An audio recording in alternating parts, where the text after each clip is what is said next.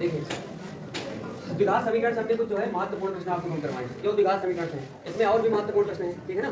लेकिन अभी कुछ जो हमको नजर आए हमने आपको यहाँ पे लिखवा दिया। जैसे पहला है द्विघात समीकरण √3x² माइनस 11x प्लस 8√3 बराबर 0 को क्या करना है, हल करना है। तो ये वाला तो आपने 9th में ही पढ़ा है कि नहीं। जैसे समीकरण नहीं था तो क्या था, बहुपद था। एक बहुपद था, उसकी क्या लिखा था, घनखंड। और यहाँ पर 0 लग गया तो समीकरण बन गया। करना उसी तरीके से, केवल क्या करना है, x का मान निकालना। चलिए करवाइए इसको। सबसे पहले हम लोग नोट करेंगे यहाँ पर पहला प्रश्न। चलिए समीकरण हमारे पास दिया गया, इसको नोट कर लेते हैं।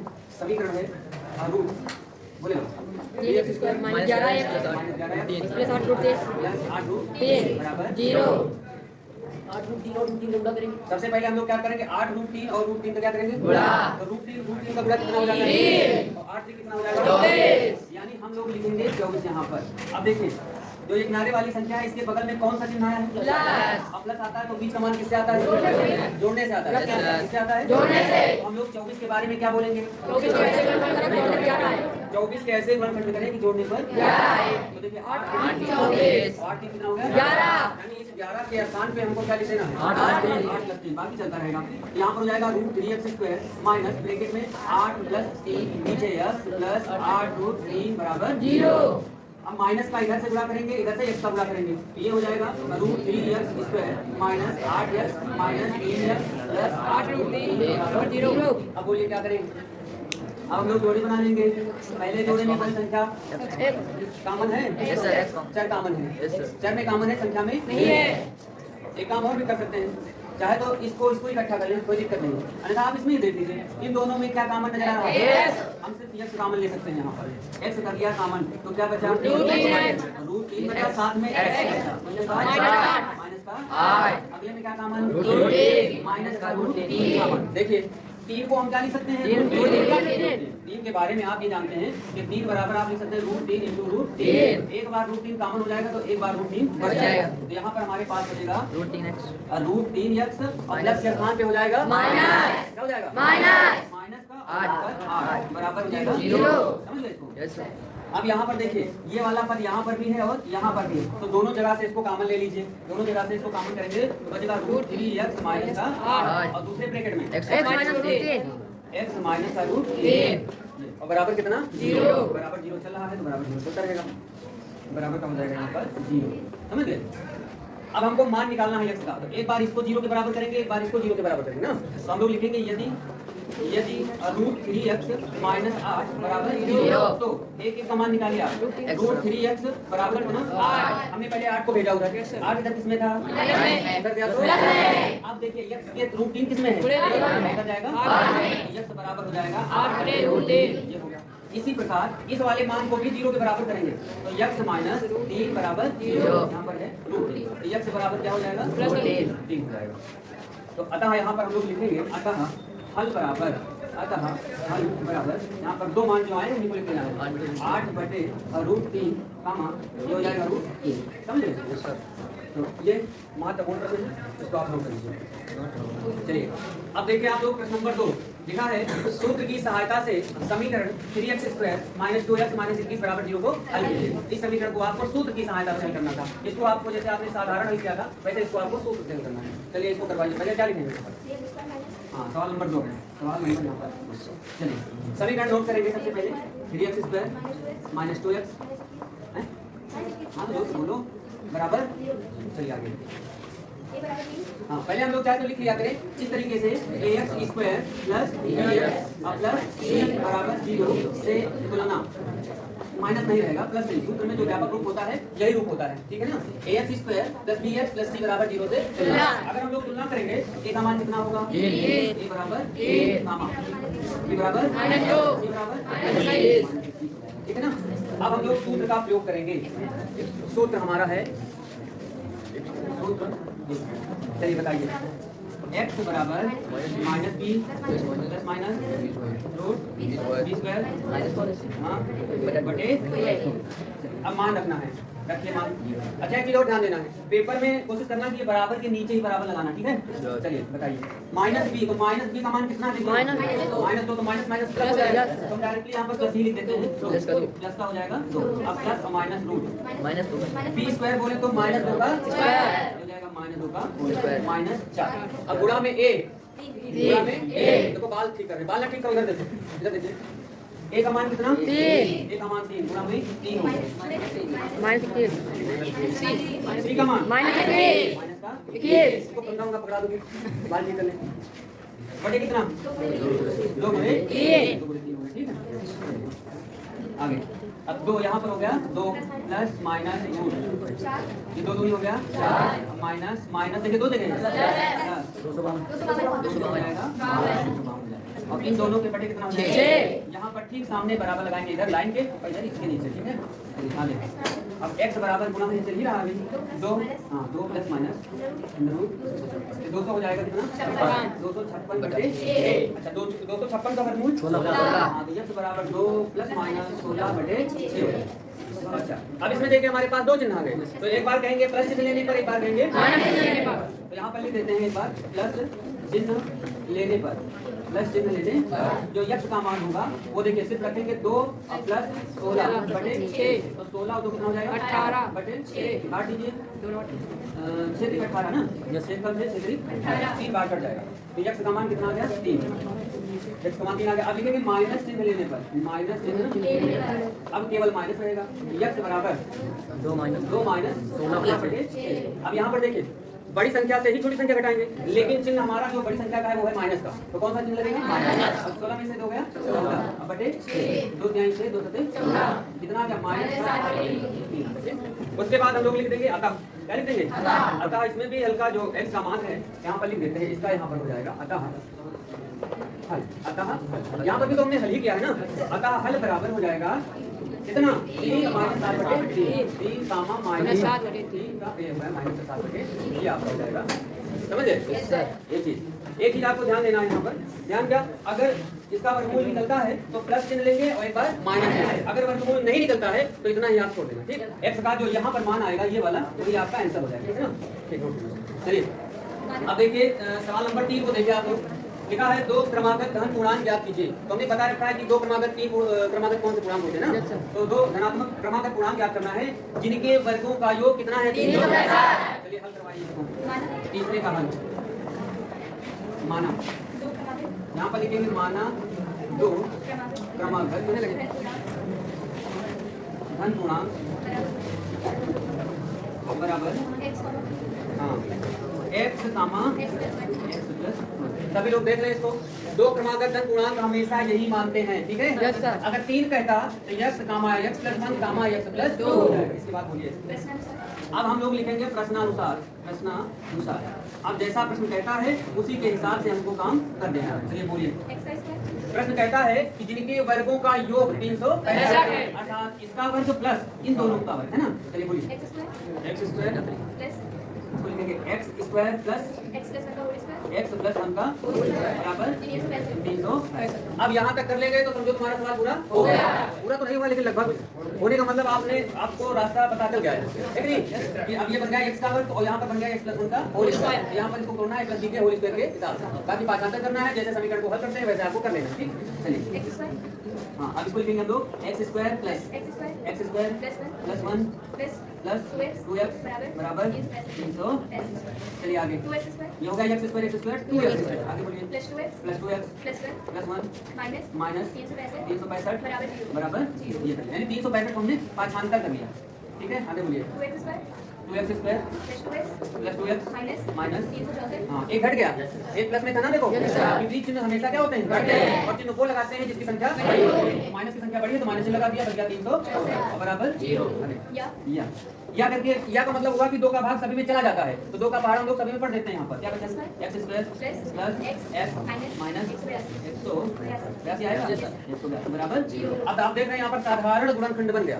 हम क्या बोलेंगे? 182 के ऐसे गुणनखंड करें, अगर देखिए यहाँ पर कौन सा चिन्ह लगा है? माइनस, तो घटाने पर क्या आ जाए? 1, इसका गुणांक 1 है, तो क्या आ जाना चाहिए? 1। बताइए x square plus plus 14 minus 13 14 में से 13 गया तो 1 50 में गुणा करेंगे तो 182 किया जाएगा। चलिए आगे बोलिए। X square x square plus plus 14x 14x minus 13x minus 100 बराबर 0 इन दोनों में हमने क्या बना लिया? जोड़ा। जैसा कि गुणनखंड में बनाते हैं क्या कॉमन? X common. क्या बचा? एक्स प्लस 14 हाँ एक्स प्लस 14।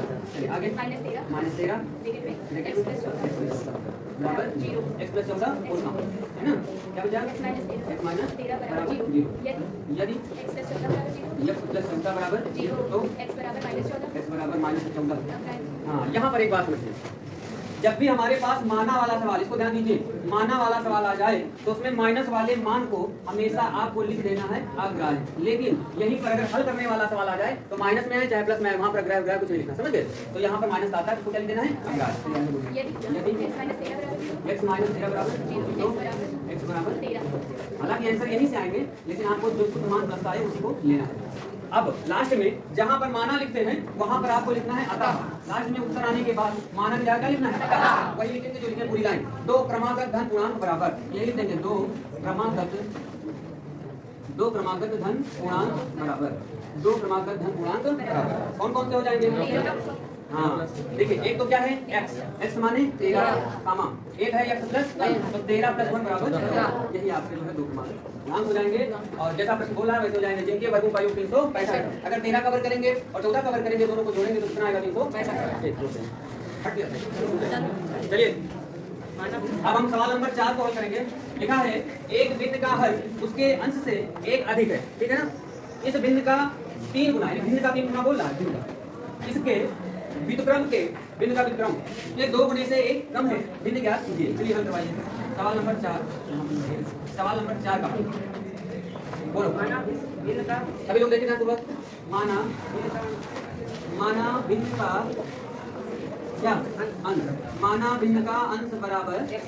आगे हाँ बिंदु का, हाँ उसी के नीचे से लिख देंगे हर बराबर कितना y। उसके बाद लिखेंगे तो भिन्न बराबर, तो भिन्न बराबर क्या होगी? अब कोई x प्लस 1 किसी बिंदु का अंश मान ले 2 और हर मान ले 5 तो भिन्न क्या हो जाएगी? 2/5। अगर किसी बिंदु का हो अंश 3 हर हो 4 तो भिन्न क्या हो जाएगी? 4। उसी प्रकार यहाँ पर किसी अंश जो अंश है वो क्या? x, हर क्या है? भिन्न क्या हो जाएगी? x। अब देखिए, अब हम एडी डालेंगे प्रथम स्तर। फर्स्ट सवाल जैसा बोल रहा है वैसे हम लोग काम करना है, ठीक है। एक भिन्न का हर, तो भिन्न का हर क्या है? y। तो यहाँ पर जहाँ पर सवाल रुकता है वहाँ पर हम भी रुक जाते हैं। रुकने का मतलब वहाँ पर हम बराबर लगा देते हैं, ठीक है ना। जहाँ पर सवाल समझो रुके वहीं पर तुमको क्या लगा देना है? बराबर। इस बात को ध्यान देना। तो लिखा है भिन्न का हर, तो भिन्न का हर क्या है? y। तो y बराबर लगा के हमने छोड़ दिया। भिन्न का हर उसके अंश से एक अधिक है, यानी y बराबर अंश है x और x से एक अधिक है तो x प्लस 1। ये हमारा समझ लो समीकरण नंबर 1 हो गया। समझ नहीं बात? अब हेडिंग डाल देंगे द्वितीय स्तर, सेकंड स्तर, यहाँ पर लिख देते हैं सेकंड स्तर। आगे इस बिंदु का 3 गुना, यानी यहाँ पर भी सवाल क्या हो गया? रुक गया, रुका नहीं रुका? इस बिंदु का 3 गुना, रुक गए ना। बिंदु क्या है हमारे पास? x बटे y। तो यहाँ पर लिखेंगे x बटे y गुणा 3। यही तो मतलब हुआ। बिंदु का 3 गुना बराबर लगा के छोड़ दिया। बिंदु का 3 गुना इसके व्युत्क्रम के 2 गुने से, इसके मतलब भिन्न के व्युत्क्रम, और भिन्न का व्युत्क्रम क्या हो जाएगा? इसको पलट दीजिए, y बटे x और y बटे x का 2 गुना। अभी शर्त खत्म नहीं हुई, पहले लिखा है इस बिंदु का 3 गुना, रुक गए, इस बिंदु का 3 गुना हो गया बराबर व्युत्क्रम का 2 गुना y बटे x का 2 गुना, और से कितना कम है? कम है। तो माइनस का क्या कर देंगे? 1। अब इसको थोड़ा सरल कर लीजिए। 3 का x में गुणा करो 3 और बटे कितना y बराबर 2 का y में गुणा करो 2y और बटे कितना x और बराबर बचा बराबर ये है माइनस का। समझ गए? ये हो गया आपका। चलिए कैसे गुणा करवा दीजिए इसका, या फिर पहले थोड़ा सा और कर लीजिए इसको। ये लिखेंगे 3x बटे कितना y, या पाठांतर कर लो। कैसे करोगे पाठांतर? पाठांतर कर लो पहले। 3x बटे y और ये कहाँ पर आ जाएगा? माइनस 2y, माइनस का हो जाएगा 2y बटे कितना? अरे हमको गुणा ही करना पड़ेगा, क्या नहीं करना, इधर ही कर लो बराबर। चलिए 2y और x का इधर गुणा करो माइनस का x और बटे कितना हो जाएगा? बात समझे ना यहाँ पे? बोलो समझे ना भाई? देखिए x लासा ले लिया गया तो x एकदम x। अब हम लोग क्या करेंगे? कैसे गुणा करेंगे? x का 3x में गुणा करो बराबर लगा देंगे। 2y का y में गुणा करो 2y और y का x में गुणा करो -x।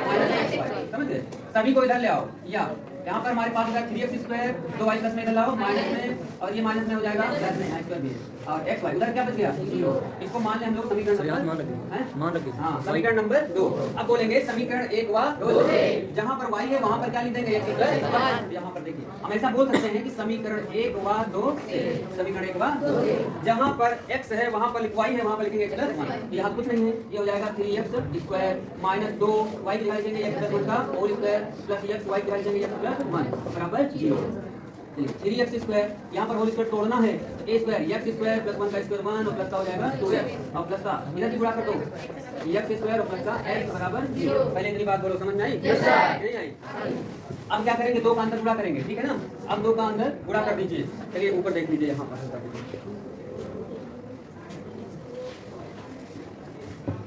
3x स्क्वायर लिख देते हैं, 3x स्क्वायर माइनस का 2x स्क्वायर माइनस का 2x स्क्वायर माइनस का यहाँ पर हो जाएगा 2 फिर माइनस का 2 दूनी 4 माइनस का 4x उसके बाद प्लस का x स्क्वायर उसके बाद प्लस का x और उधर क्या बचा 0। अब आप देखिए 3x स्क्वायर यहाँ पर है और 2x स्क्वायर और उसके बाद x स्क्वायर यहाँ तो 3 और 1 4 हो गया और 4 में से 2 गया तो प्लस का बचा 2x स्क्वायर उसके बाद 4x से x गया माइनस का 3 माइनस का 2 बराबर। अब क्या करना? गुणनखंड कर लेना है। किनारे किनारे संख्या है 2 दूनी 4 2 दूनी 4 कैसे पर खंड करें? आगे बोलो। घटाने पर क्यों? क्योंकि यहाँ पर क्या लगा है माइनस, तो 4 एकम 4 में से क्या 3 यहाँ पर लिखेंगे 2x स्क्वायर माइनस ब्रैकेट में 4 माइनस 1 ठीक है x माइनस 2 बराबर 0। 2x स्क्वायर माइनस का 4x तो प्लस का x माइनस 2 बराबर 0। अब देखिए पहले में क्या कॉमन 2x क्या बचा x माइनस 2। दूसरे में कोई चीज कॉमन नजर नहीं आ रहा है, प्लस का 1 कॉमन प्लस का x माइनस 2 बराबर 0। इस प्रकार x माइनस 2 होल कॉमन क्या बचा 2x बराबर 0। समझ रहे हैं? अब देखिए इसमें भी माना शब्द आया है, ध्यान देना।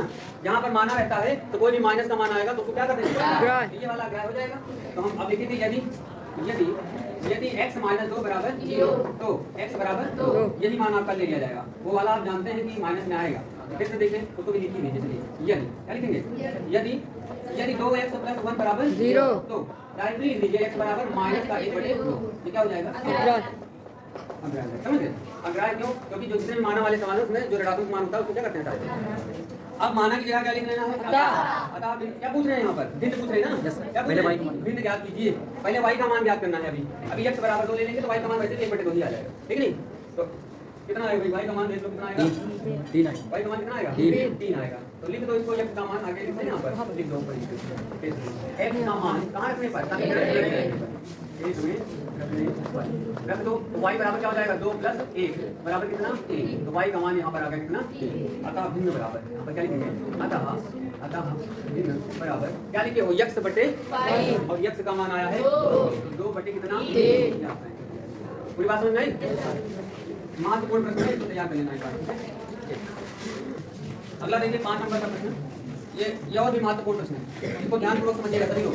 देखिए लिखा है एक समकोण त्रिभुज की समकोण बनाने वाली भुजाएं सेंटीमीटर में 5x और 3x माइनस 1 है। यदि त्रिभुज का क्षेत्रफल 60 वर्ग सेंटीमीटर हो तो त्रिभुज की भुजाएं जाती हैं। अगर क्षेत्रफल दिया हो, सबसे पहली बात तो आप इसका मॉडल तो आप जानते हैं समकोण त्रिभुज का ऐसे होता है, नहीं जानते हैं? इस टाइप का एक समकोण त्रिभुज आप बना लेना सबसे पहले, कोई भी उसका नाम आप अपने हिसाब से रख दीजिए, ठीक है? अगर त्रिभुज का क्षेत्रफल दिया है तो समझ लेना कि इस भुजा से आपका कोई मतलब नहीं, समझ लेना जिससे कोई मतलब नहीं है, क्योंकि त्रिभुज का क्षेत्रफल क्या सूत्र होता है? 1/2 आधार प्लस। तो यहाँ पर अगर हम लंब को कोई भी भुजा मान सकते हैं, चाहे 5x मानो चाहे 3x माइनस 1 कोई एक भुजा मान लेना। तो यहाँ पर लिख लेते हैं ये 5x है, लंब जो है हमारा 5x है और आधार हमारा है 3x माइनस 1। ये सब सेंटीमीटर में है, सेंटीमीटर, समझ रहे? इतनी बात बोलो, समझ गए? तो आपको लिखना पड़ेगा जो माने हैं। तो यहाँ पर लिख देंगे समकोण त्रिभुज ABC में, समकोण त्रिभुज आपने बना रखा है ना, तो समकोण त्रिभुज ABC में आधार लंब लिख दीजिए। लंब को क्या लिखा है? AB। लंब AB बराबर 5x सेंटीमीटर। आधार कितना? BC। आधार है BC और कितना है? 3x minus 1 centimetre. बताओ इतनी बात समझ गए? अगर क्षेत्रफल दिया है तो एक तो लंब होगा, एक क्या होगा? आधार। बस सीधे जैसा सवाल बोलता है। तो त्रिभुज का क्षेत्रफल दिया है 60 वर्ग सेंटीमीटर, तो तुम भी यहाँ लिख दो। भुजा मान लीजिए, नहीं कोई यहाँ पर लिखेंगे, यहाँ पर हमको लिखना है त्रिभुज का क्षेत्रफल और त्रिभुज हमने नाम दे दिया है इसलिए लिखेंगे त्रिभुज ABC का क्षेत्रफल, नाम दे दिया है ना, तो 1/2 गुणे आधार और गुणे ये सूत्र लगा देंगे। क्षेत्रफल का मान तो दे रखा है 60, तो क्षेत्रफल के नीचे 60 बराबर 1/2। आधार कितना है? 3x minus 1। ऊंचाई कितना है? 5x। ये आपको कर लेना है, बोलो इतनी बात समझिए ना। बस अब 2 इधर किसमें है? इधर आएगा 60 गुना 120। हाँ, तो ये हो जाएगा 120 बराबर 5x का गुणा 3x में कर दो 15x अब 5x का गुणा 1 में कर दो 5। इस बात को बोलो, इतनी बात समझ गए? 120 को उधर ले जा रहे हैं तो इधर क्या बचेगा? इधर क्या बचेगा? 120 उधर ले जाएंगे, इधर तो 0 बचेगा ना। समझ लो कि इसको उधर ले जा रहे हैं तो ये अपनी जगह मौजूद है, अपनी जगह इसको रखे रहो। 5x 15x स्क्वायर माइनस का 120 बराबर 0। 5 का पहाड़ा देखो सभी चला जाता है। 3x square minus x minus 5 दूनी 10 5 चौकी 20 बराबर। बोलो इतनी बात समझ गए? अरे देख नहीं रहे तो कहाँ समझ गए? देखो इसको पहले तभी समझोगे। क्या समझे? बोलिए समझ गए? क्या समझे? समझे? अब भाई हमारा गुणनखंड टाइप का बन गया। 3 और 24 का गुणा 72। जैसे गुणनखंड दोनों घटाने पर 9 बटे 72 नहीं बोलेंगे 9, ठीक है। तो यहाँ पर हो जाएगा 3x स्क्वायर माइनस 9 माइनस 8 पीछे यार माइनस 24 बराबर 0। बार बार हमको गुणनखंड मिल रहा है और रात समीकरण में हमको प्रत्येक सवाल में लगभग मिलेगा ही, है ना। आगे ये हो जाएगा, यहाँ पर लिख देते हैं। चलिए यहाँ पर लिख देते हैं 3x square minus 9x plus 8x minus 24 बराबर 0। पहले में क्या कॉमन? क्या बचा? दूसरे में क्या कॉमन? क्या बचा? अभी लोग बोल नहीं पा रहे हैं। क्या बचा? होगा हो जाएगा ना। ये मान माइनस में आने वाला है। अब लिखेंगे यदि, क्या लिखेंगे? यदि x माइनस 3 बराबर 0 तो यही हम ले लेंगे यहाँ इधर लिखिए। तो इसको भी यदि 3x प्लस 8 बराबर 0 तो x बराबर, पहले 8 को भेजो, बात करो पीछे, पहले 8 को भेजो, किसमें होगा ये? अभी रुक जाओ, पीछे वाले बोलिए कितना होगा? बोल नहीं पा रहे, बोलो। अरे भैया यहाँ पर प्लस 8 है, उधर जाएगा किसमें होगा? माइनस 8 हो गया। अब 3 देखो x के किसमें है? गुणा, उधर जाएगा ये हो जाएगा 3। तो 8 बटे 3 माइनस आया है ये मान, काम खत्म हो गया, अमान नहीं हो गया। समझे? कभी भी हमने बता रखा है माना वाले सवाल में समकोण त्रिभुज एबीसी में एक प्रकार से आपने क्या लिखा है? माना ही है, ठीक है। तो माना लंब बराबर AB, ठीक है, आधार बराबर BC। तो हमको क्या निकालना है? त्रिभुज की भुजाएं। अच्छा एक बात और, बेहतर भी निकालना है ना, तो निकाल लेंगे, कोई दिक्कत नहीं, पाइथागोरस में लगा देंगे, ठीक है। चलिए नहीं कुछ करने की कुछ मानने वाली की जरूरत नहीं है, क्योंकि उन्होंने दे रखा है कि हमारा जो लंब है मान लिया 5x है, x पे तो दिया है, तो मानने की जरूरत नहीं है। सीधा AB यानी पाइथागोरस प्रमेय का प्रयोग कर लेंगे। पहले तो हम लंब निकाले और क्या निकाल लें? आधार। x का मान निकाल लिया है, अब लिखेंगे अतः। क्या लिखेंगे? अतः। कहाँ लिखते हैं? लिख देते हैं, दिखाई पड़ रहा है यहाँ पे, चलिए इधर लिख देते हैं अतः। समझ जाओगे ना? चलिए यहाँ पर लिख देते हैं अतः। अतः लंब बराबर, यानी लंब यहाँ पर हो जाएगा लंब AB बराबर कितना लिखा? 5x, कितना लिखा है? 5x का गुणा यानी 5 गुणा 3 बराबर 15 सेंटीमीटर ये हो गया, ठीक। अब क्या लिखेंगे? आधार। बोलो भाई, अरे बोलो बोलो, आधार क्या? बराबर 3 गुणा 3 माइनस 1, 3 से 9 में से क्या? अगर कोई समकोण त्रिभुज होता है तो उसमें पाइथागोरस प्रमेय प्रयोग कर सकते हैं।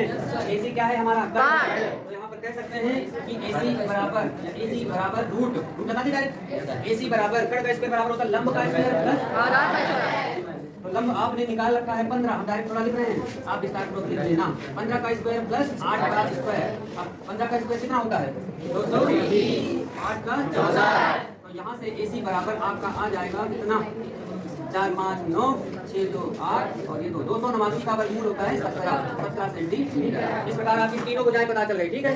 तो एक विशेष पॉइंट ये है कि आपके अगर त्रिभुज का क्षेत्रफल, ध्यान से देखो, त्रिभुज का क्षेत्रफल दिया है तो कोई दो भुजाएं जो दी रहेगी उनको कर्ण नहीं मानना है, या तो लंब मानना है या तो आधार। दोनों में से आपस में किसी को कुछ भी मान सकते हैं, है ना। और सूत्र लगाना है 1/2 आधार गुणा ऊंचाई। क्षेत्रफल के नीचे क्षेत्रफल का मान और इसके आधार ऊंचाई के नीचे आधार ऊंचाई का मान हल करते चले आना है। गुणनखंड टाइप का बन जाएगा, समझ रहे हैं। गुणनखंड तो आता ही है, नहीं आता है तो आगे गुणनखंड निकल लेना है।